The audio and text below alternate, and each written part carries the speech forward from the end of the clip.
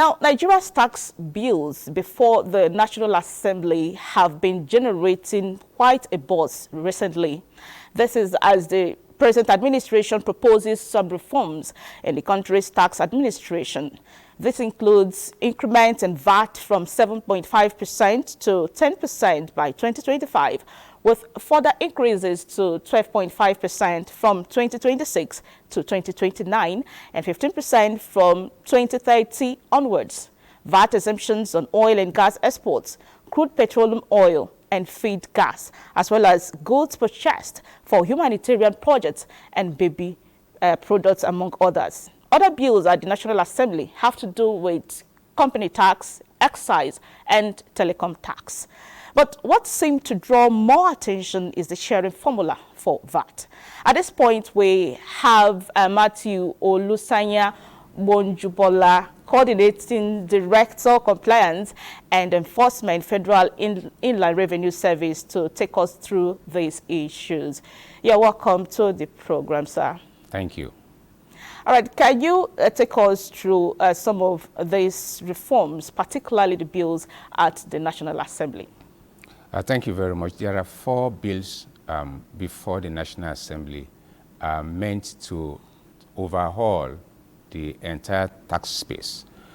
We have the Nigerian tax bill, which is to impose taxes and all transactions, income, assets.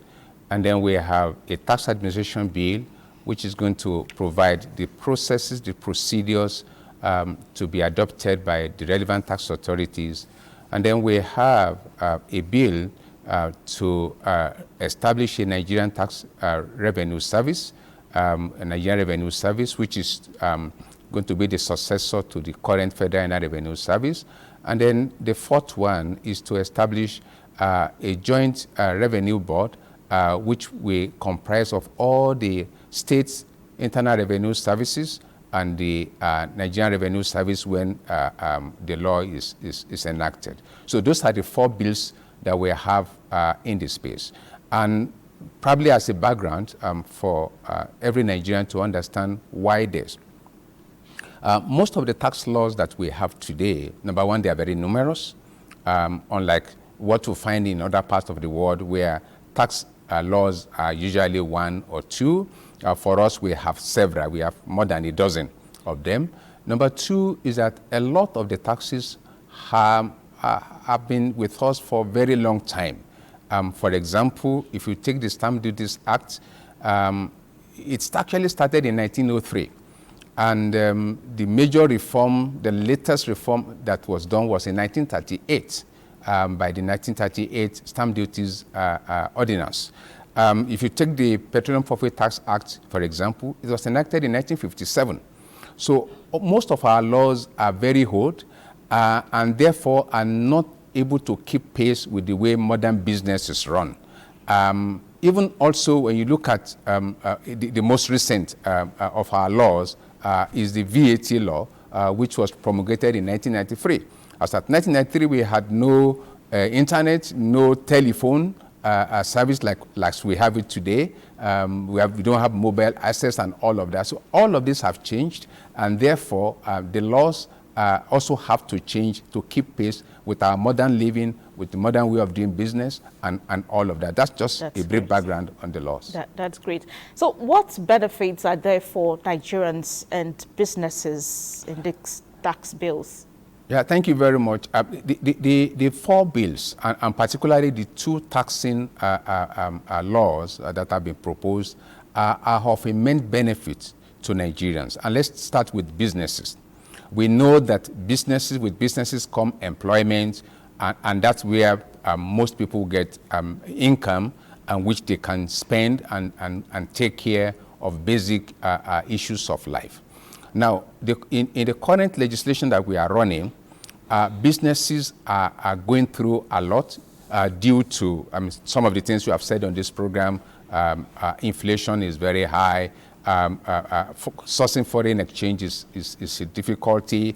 People have lower processing power.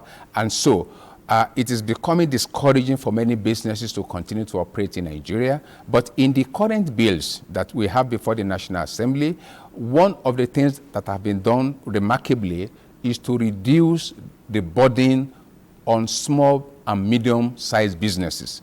In fact, any company that has a turnover of 100 million naira and less will not pay tax in Nigeria. And I think that is a very big leap.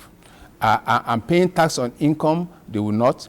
VAT is also exempt for them. I mean, in that they are not going to be encumbered with having to charge VAT and also to make remittances.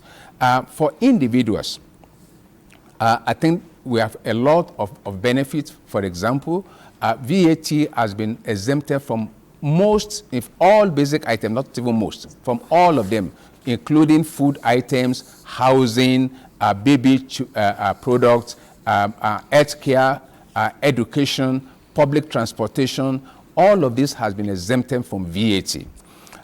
Number 2 thing that you see from individuals, anyone earning 800,000 naira per annum is not going to pay tax. It's going to pay tax at 0 rate. And so the burden of taxation on the low-income earner had reduced considerably. In fact, anyone who earns less than 1.5 million naira in a month, as of today, when these new bills are passed, will pay less tax than that person is paying now. It is only those who are earning above that amount of money. If you earn 5 million, 10 million per month, you are probably going to pay more. But for those who are earning less than 1.5 million in a month, you are going to pay less tax than you are paying now. So that's another benefit. Another benefit you get there is simplicity. The laws that we have proposed before the National Assembly are very simple to operate, very simple. You can sit down and determine what is your own tax at all. And if somebody wants to cheat you, you can say, no, I can compute it by myself. These are some of the immense benefits that we have there, apart from the fact that we are also promoting ease of doing business. And that is why we are condensing all the different taxes into very few ones. Currently, according to surveys, we have over 60, 70 different types of taxes across Nigeria. Now, what this law has proposed is to reduce that to less than 10, and which I also believe is going to help to promote businesses. You can move goods and services from one place to another without any hindrance or fear of overtaxation. Okay, but if all of this is to stimulate economic growth, according to your explanation, why the misunderstandings in some quarters? Yeah, thank you. I think we must understand the nature of man. Two people can look at the same object and form different views of them, because that is the nature of man. And therefore, we cannot, rule out discussions on the various bills. And the second thing is that we are talking about 4 bills. One of the bills is over 200 pages. Another one is about 100 pages. So if you put the 4 bills together, they are over 400 pages. And if someone had not taken time to read them as a bundle, it is possible to take one provision out of context and not looking at, it's like you are building a house. There's a place for the block, there's a place for cement, there's a place to put the tiles. It is when all of this come together and with the roof, that's when you have a house. But if you just take one of the objects, there's the possibility of misinterpreting or misunderstanding the intention. And I think that is exactly what has happened. And you can also see that the discussion is becoming converging as people familiarize themselves with the content of those bills. They begin to see, oh, we didn't know this is what this is actually talking about. So we actually don't have a big issue there. I think it's an issue of all of us looking at the contents of those bills, understanding them, And this, what your program is doing, is another very big service you are doing to the nation, so that, again, we can have opportunity to explain what we have in those bills, what it means, the benefits that are available to all Nigerians. There is also the concern that when FIRS is changed to Nigeria Revenue Service, it will take over the jobs of other government agencies, especially the revenue-generating agencies. What is the true picture? Thank you very much. Again, that takes me back to the immediate past question. If people have read the bills, they will realize that there is no such provision in any of the bills. If I speak specifically to the proposed NRS bill, there is nothing there that gives the only three functions that is given to the NRS in that bill is to assess, collect, and account for taxes. And that is all. There is no intention of taking over the job of any other agency. It's just the speculation that people have out there that probably the NRS is going to take over the work of all the other revenue collecting agencies. That is not true. And read through the bills, we make that very clear to people that there is nothing like that. And there's no way an organization can perform a service or carry out a duty for which it has not been empowered by law, because we are a country that is run by the rule of law. All right, the Taiwo Oyedele committee is also proposing, you've mentioned that, the committee is proposing progressive taxes where the rich is taxed more and the poor enjoys more exemptions. What should Nigerians be expecting from that? Well, in simple terms, what Nigerians should expect is that people who are earning less will pay no or very little tax. I think that is a very simplified way. And like I said, if any individual earns less than 1.5 million naira in a year, that person will pay less tax when these bills are passed into law than that person is paying currently.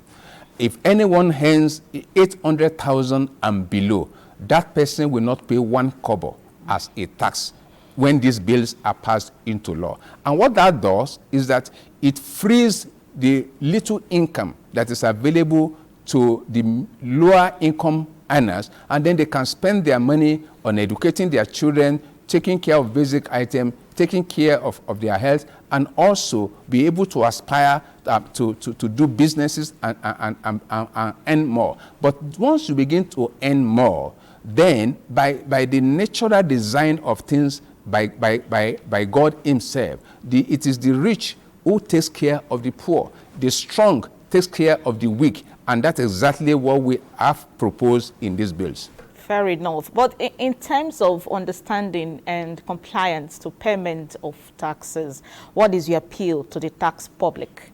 Well, the appeal is that we don't have another country. Nigeria is the only country we all have. And the survival of that country is our own survival too. And there's no way Nigeria can survive as an entity if we cannot feed ourselves, if we cannot provide education for our children, if we cannot take care of our health care. And all of this will require resources. Our government requires resources to be able to put this. Many Nigerians are leaving Nigeria today because they believe Nigeria is not good enough. But the countries where they are running to is because they have tax money, their own tax money, to run their own country. And that is where I will personally appeal to every Nigerian that the tax you pay is an investment in your own country. It's an investment in your own life. Thank you very much. Beautiful, Mr. Mathew Olusanya Gbonjubola. A very big thank you for sharing your thoughts with us on the program this morning. Thank you very much. All right.